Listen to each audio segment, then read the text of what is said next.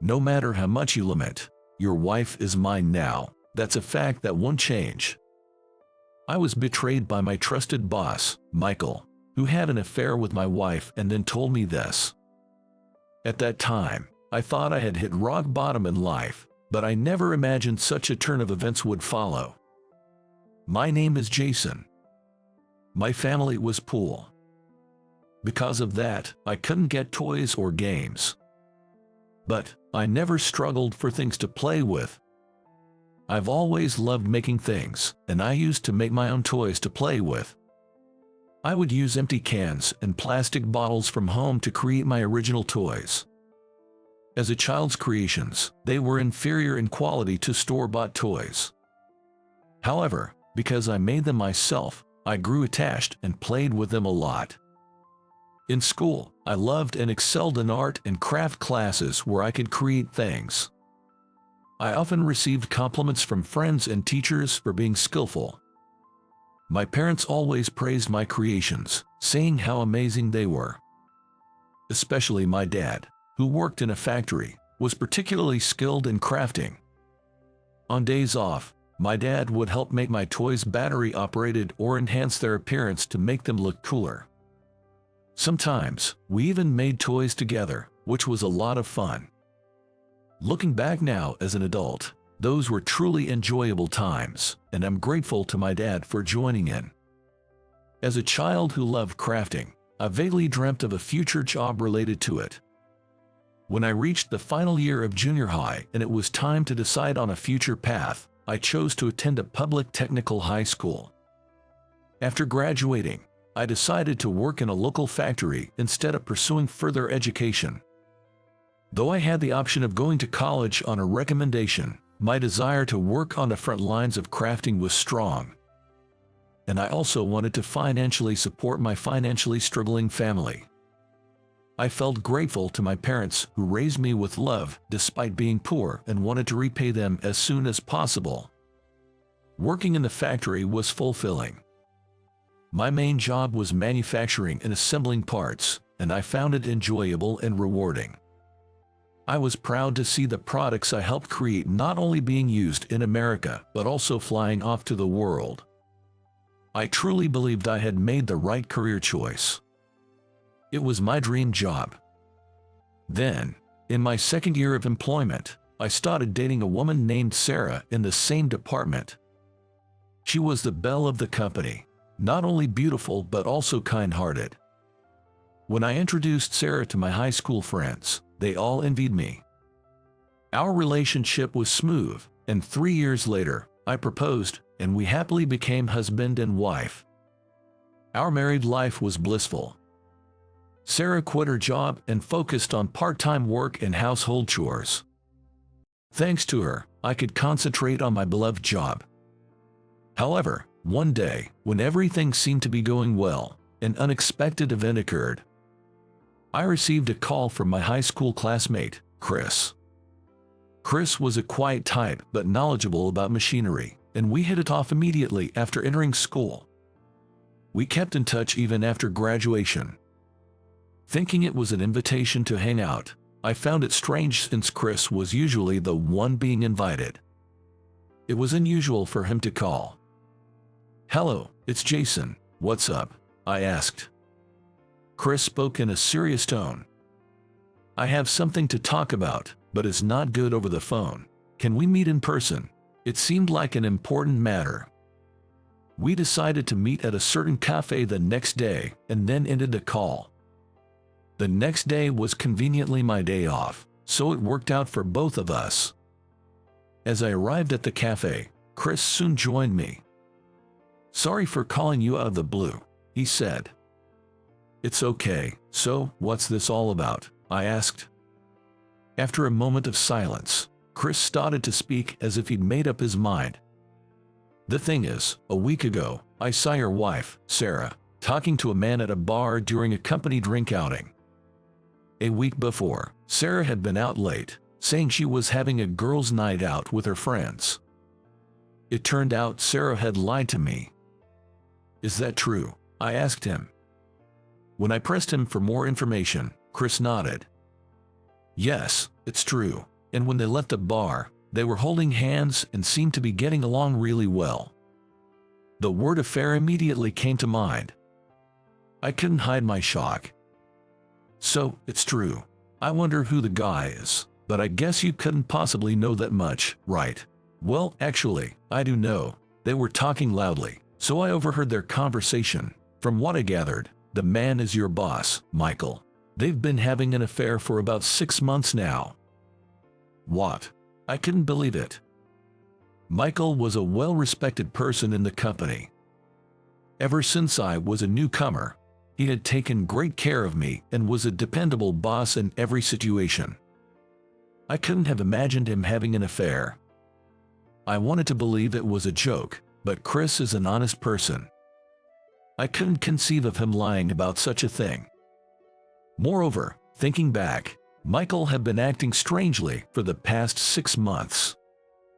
For instance, he began asking me to work overtime unusually often. You're a reliable person, Jason. That's why I want to entrust this to you, Michael would say, making it hard for me to refuse, so I always accepted. Also, there were times when I felt someone's gaze during work and noticed Michael glaring at me. At the same time, there were inexplicable incidents at the workplace. Documents I planned to submit would suddenly go missing, and tools I valued seemed to disappear. Were these Michael's ways of harassing me? With these uneasy thoughts, I returned home, where Sarah greeted me with her usual smile. I didn't want to believe this smile was a lie. I wanted to dismiss the scene Chris witnessed as a misunderstanding and keep it to myself, but the urge to uncover the truth prevailed. I took a deep breath and told Sarah about what Chris had told me. Lying and sneaking around with Michael. Were you having an affair? I confronted her. In response, Sarah just gave a faint smile. I thought I was being careful, but I guess I got caught, she said. The affair seemed to be a fact. I felt like collapsing on the spot. Part of me had hoped it was all a lie, but it turned out to be true. Sarah, why would you have an affair with Michael? I asked. Sarah snorted dismissively. It's because it's fun being with him. While you were dedicated to your job, I was doing household chores. But life felt more monotonous than I expected. Michael understood that and brought excitement to my everyday life. Sarah showed no signs of remorse. Her gentle smile had been nothing but a mask. Her true self was revealed as a cold-hearted woman. I was deeply disappointed, wondering what I had been seeing all this time. That night, I was so shocked that I couldn't sleep at all. The next morning, as soon as I got to work, I called Michael to a secluded conference room. What's up, Jason? Michael greeted me with his usual calm demeanor. However, as soon as I mentioned yesterday's events, his attitude changed drastically. His eyes sharpened, glaring at me. I made you work overtime to create a time when you'd definitely not find us, and I was meeting Sarah. Damn, I never thought someone you know would see us. Michael muttered, clicking his tongue in annoyance. I couldn't believe he went to such lengths just to have an affair. Furthermore, Michael revealed that he had been secretly hiding my things as a form of harassment. He said it was out of jealousy towards me.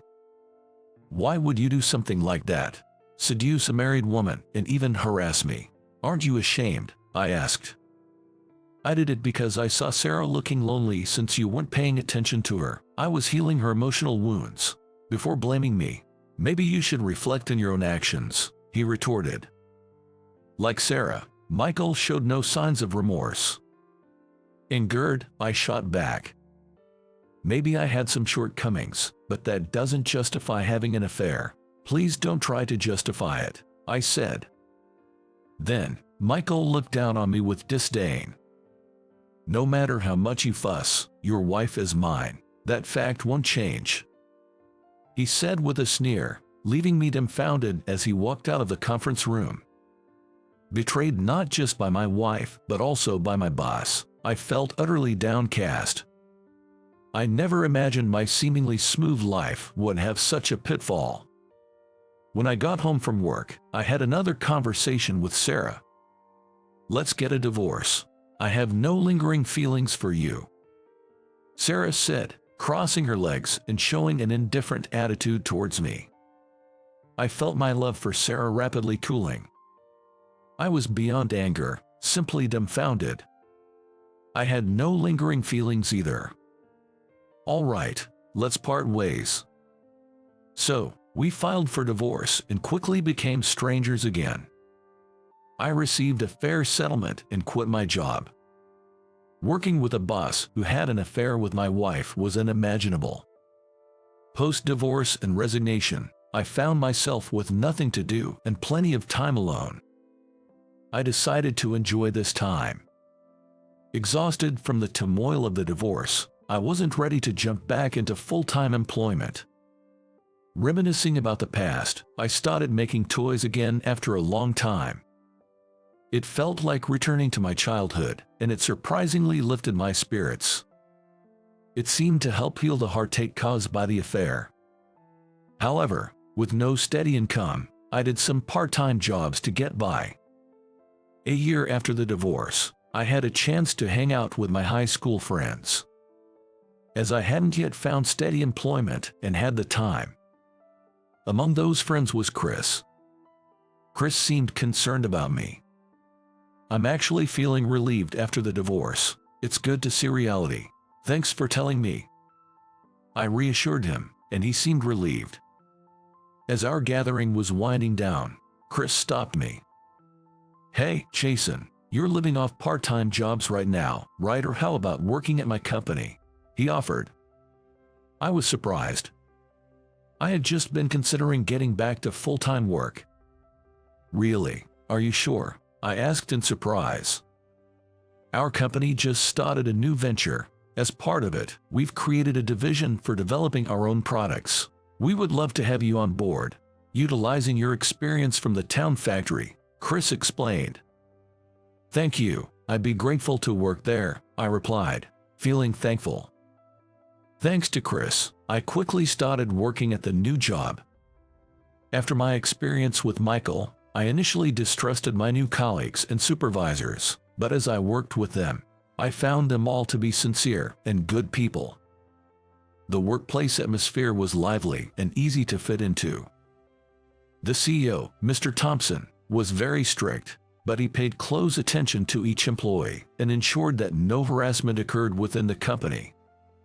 I felt the joy of being involved in crafting again as I started working. It seemed like this kind of work was truly suited for me. One day, there was a competition to decide the factory that would supply parts for a new product. Various factories presented, and we had to choose the best one. I was given the role of a judge in this decision.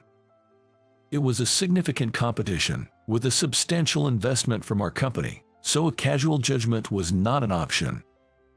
Even Mr. Thompson and other executives participated as judges, showing its importance. I approached it with determination. However, on the day of the competition, I was shocked to see the attendees. Michael was there. I knew that people from my previous company would be participating, but I didn't expect Michael to be presenting. Michael was greeting and scraping to Mr. Thompson and the executives. Knowing his true nature, his behavior looked like nothing more than flattery to me. He didn't seem to notice me and sat down casually. Soon, the competition began. I tried to focus on the competition, putting thoughts of Michael aside for the time being. One by one, the factories presented. I listened intently, occasionally taking notes. Then it was Michael's turn to present. While his demeanor was bright and his speech smooth, the content of his presentation was superficial. Objectively, there were many flaws in his presentation. After the presentation, it was time for questions and answers. I had many questions and raised my hand. Michael finally noticed me when I started asking questions. He opened his mouth in surprise. Unperturbed, I asked, "Firstly, about your proposed production system. It seems incapable of handling large-scale production. What are your thoughts on this?" Suddenly, Michael snapped. "Shut up," he yelled, throwing his microphone at me. "You idiot. Don't you dare critique my suggestions. You ran away from your previous company." As Michael shouted, Mr. Thompson looked puzzled. "Jason, do you know this man, Michael?" he asked. "Yes, I do," I responded. I explained that Michael was my former boss, how he had an affair with my wife, and how he had harassed me with unreasonable workloads. Of course, I also mentioned that Michael showed no signs of remorse at all. Michael turned pale. "Stop it. I won't forgive you if you say more," he tried to interject. "Be quiet," Mr. Thompson commanded sternly, silencing him. After I finished speaking, Mr. Thompson put a comforting hand on my shoulder. "I understand the situation well. You've had a hard time," he said sympathetically. Mr. Thompson, the CEO, had a kind expression on his face, but he looked sternly at Michael. "We cannot do business with a company that employs such a person. Michael, you can leave now," he said. "But Michael tried to say something more. "Leave," I said. Mr. Thompson yelled, and Michael hurriedly left the room as if escaping. Afterward, the competition proceeded smoothly, and we successfully chose a factory to order parts from. Naturally, it wasn't Michael's company. Later, I heard that Mr. Thompson had reported everything that happened at the competition to Michael's company president. Michael was fired for upsetting an important client and for the harassment he committed against a former subordinate. His affair had also been discovered by his wife, and he was currently in the midst of divorce proceedings. Additionally, Sarah was facing a tough time, having been sued for damages by Michael's wife. By the way, I heard that Sarah and Michael ended up not working out and eventually broke up. This apparently happened just before Michael was fired. Their relationship, built on an affair, was just that superficial. I heard rumors that after breaking up with Sarah, Michael became irritable and couldn't focus on his work. That probably contributed to the poor quality of his presentation. In a moment of high stress, being criticized by me might have triggered his outburst. Speaking of which, Sarah did come to see me once. It was around the time she was being sued for damages. She ambushed me as I was returning from work. "Hi, how are you doing? I heard you moved to a new company," she said with a forced smile, approaching me. "What do you want?" I asked coldly. Sarah looked troubled and said, "Actually, I'm really short on money right now and struggling to get by. I've been trying to find a job, but it's not going well. You're a kind person, so you'll help me, right?" It was all about money, as expected. I naturally refused. "We're strangers now. I have no obligation to help you," I said and sent her away. Sarah kept contacting me persistently, but when I threatened to sue her if she didn't stop, she finally ceased communication.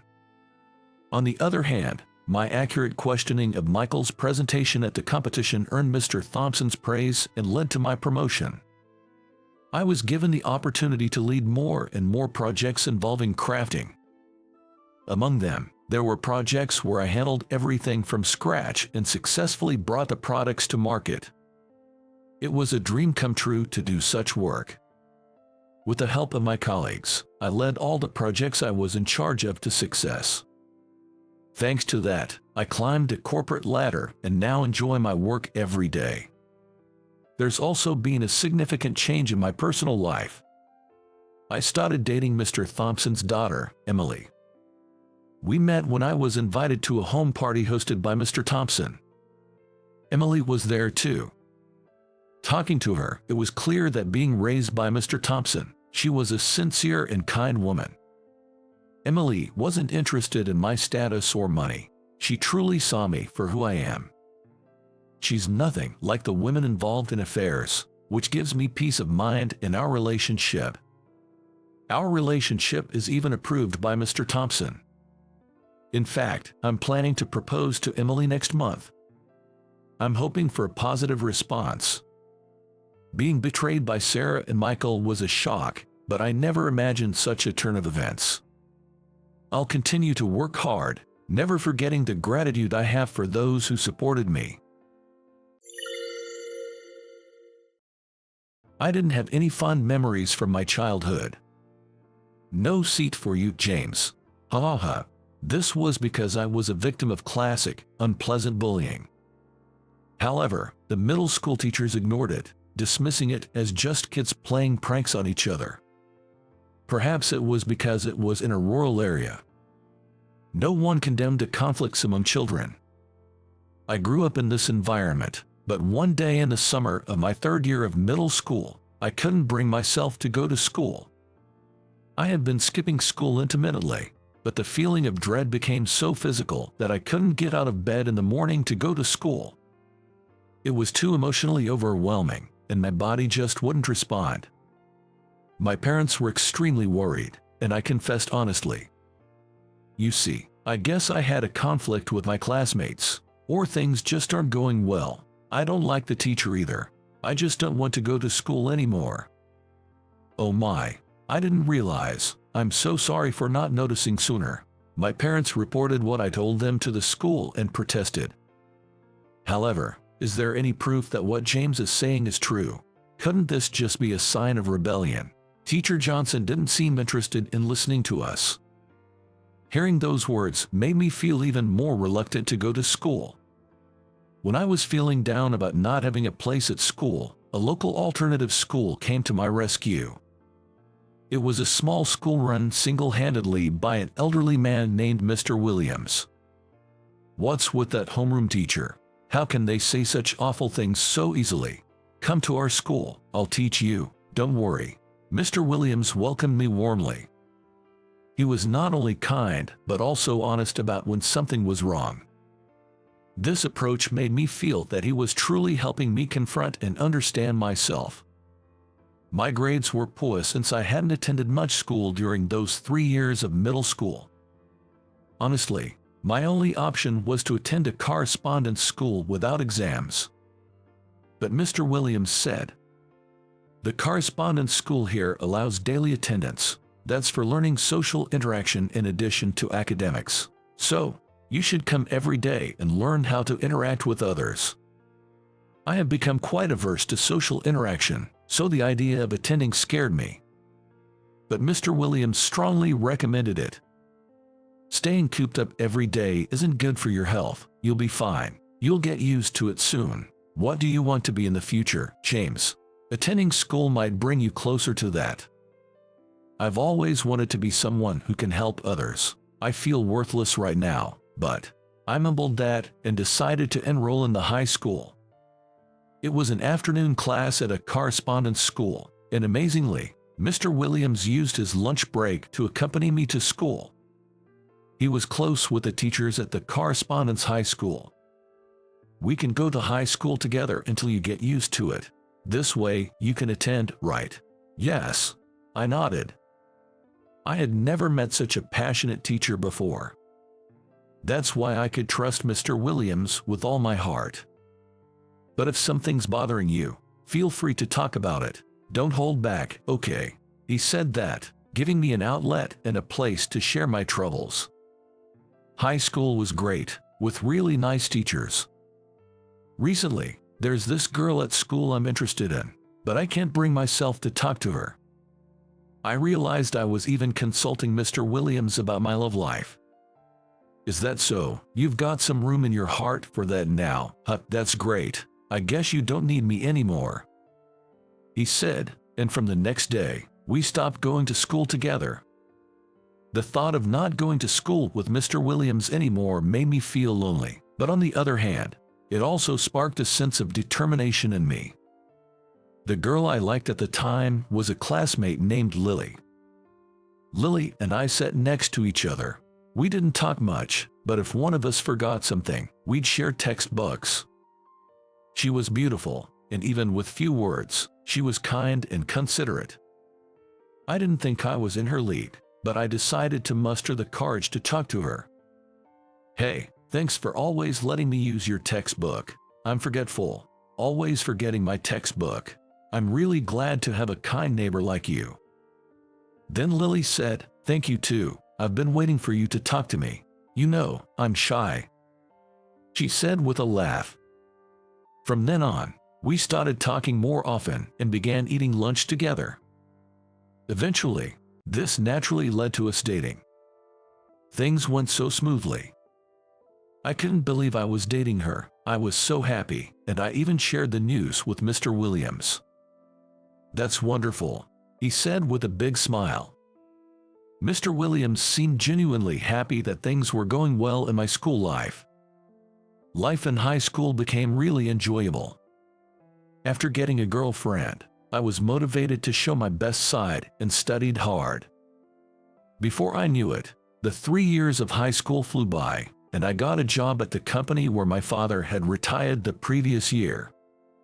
At work, the treatment was tough, partly because I was clearly a nepotism hire. You're in this company as a high school grad from a correspondence school, something normally impossible. Everyone here, including me, has a degree from a renowned university. And then there's you, a high school grad, from correspondence school, a clear case of nepotism. Don't get too cocky. Department head Eric was particularly harsh. It was partly because I hadn't fully grasped my job yet, but more so because he seemed to be the type who vented work frustrations on his subordinates. It reminded me of my experiences in elementary and middle school, leaving a bitter taste. People who bully the weak are everywhere. I need to become stronger. I decided to endure it. If I don't let it bother me, it's nothing. After working for 3 years, my income stabilized, so I proposed to Lily. I know I've kept you waiting for a long time, but I want you to marry me. To be able to marry you, James, makes me incredibly happy. She said this with a sparkling smile. Ever since we started dating, Lily has always been open about her feelings, making me feel needed and happy. While my personal life was going smoothly, my situation at work was getting worse. After all, you're just a high school grad from a correspondence course. Eric would add these words meaninglessly at the end of our conversations. What does that have to do with anything? Our current conversation. In any job, you know, your educational background follows you. What a pitiful life. He laughed. I wasn't particularly bad at my job, yet I kept being told such things. Honestly, I was completely fed up with my boss. One day, I went back to my hometown during long holiday. My older brother Scott's eldest son, Kyle, a middle schooler, was there too, chatting happily with my parents and Lily. Scott is a doctor in our hometown, working at a hospital. After eating too much and feeling heavy, I decided to go for a run. After our meal together, Kyle went out alone. He's really dedicated to the track team and never misses a day of running. Even at home, he runs every night, Scott mentioned. Well, that's a good habit.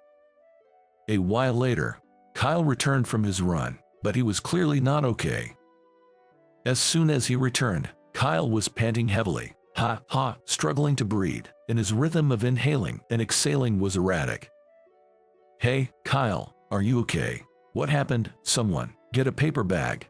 My brother Scott patted Kyle's back. What's wrong? Are you okay? Everyone was shouting worriedly, but my brother Scott called out to the family. Quiet, don't talk to him. Just focus on exhaling. Forget about inhaling for now. He calmly instructed Kyle. I didn't understand what was happening and was at a loss for words. Anyway, I was feeling very anxious. But my brother seemed to know exactly what was going on. My mother fetched a paper bag from the closet and handed it to Scott. He put the bag over Kyle's mouth. Breathe out slowly. You're okay now, Kyle. Lie down and rest. Scott said and took Kyle to another room to rest. Scott, what's going on?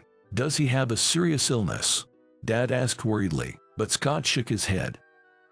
That was exercise-induced hyperventilation syndrome.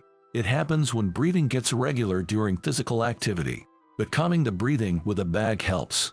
Kyle ran a different route today and was a bit nervous about seeing everyone, which might have affected his breathing. He's on medication, so it's not a daily issue. He should be fine. I was amazed at how calmly and efficiently Scott had handled Kyle's episode. Being a doctor is incredible. Yeah, but it's tough, too. There's nonsense in the medical community, but the rewarding part is that my knowledge and skills can help people, save lives, and see them recover and smile. With a warm smile, my brother Scott said that, and I gathered the courage to ask him, "Can someone become a doctor even if they start as an adult? Are you thinking of becoming a doctor, James?" I nodded. "Just looking at you, Scott, I've realized that living a life where I can help others is wonderful. I want to consider a life like that. But it's tough for adults to take entrance exams. Studying is hard, and you need to earn a living. And you have Lily. You need her consent. It'll be quite difficult." But Lily, sitting beside me, said, "If James has a dream, I want to support it. I can work double to cover our living expenses." Surprised by her quick agreement, I said, "Really? Even though I just started talking about this? James, you've never had a dream or goal before. I'm so happy to hear you say this. I want you to pursue it." Encouraged by Lily's support, I felt motivated. Studying as an adult may be hard, but having work experience can make you a good doctor. Go for it. There are various scholarships available, so don't be afraid. I support you. Scott's encouragement made me feel stronger. If I could become someone who helps others, it would be truly fulfilling. When I told Eric about my resignation and plan to study medicine, he said, "What? Studying for college now, and aiming for medical school? Is this your life's revenge? Escaping reality? How pitiful." It was frustrating, but I didn't respond and just submitted my resignation. Honestly, I wasn't confident, and there are many other ways to help people. But somehow, I strongly wanted to pursue medicine and take on this challenge. Lily supported me, saying, "You'll pay me back double," and even helped finance my prep school. After 3 years of intense study, I finally passed the entrance exam. Yes, Lily and I hugged and cried with joy. I then told my parents and Scott, and they were thrilled. So, I continued my studies as a medical student, graduated from university in 6 years, and worked for 2 years as a resident at the university hospital. Even though I still couldn't consider myself someone who could truly make a difference, I continued to study. After my training ended, I officially started working as a cardiac surgeon. Days were bustling, and before I knew it, time had flown by. I gained confidence in my surgical skills and finally felt like I was a valuable, helpful person. Then, one day, Eric, I saw a familiar name on the patient chart for an upcoming surgery. To my surprise, the person who came into the consultation room was Eric, my former boss. "I'm Dr. Harford, your attending physician. I used to work under you." "Wait, are you the one from back then?" He looked shocked, recognizing me. "You can't be serious. You actually became a doctor."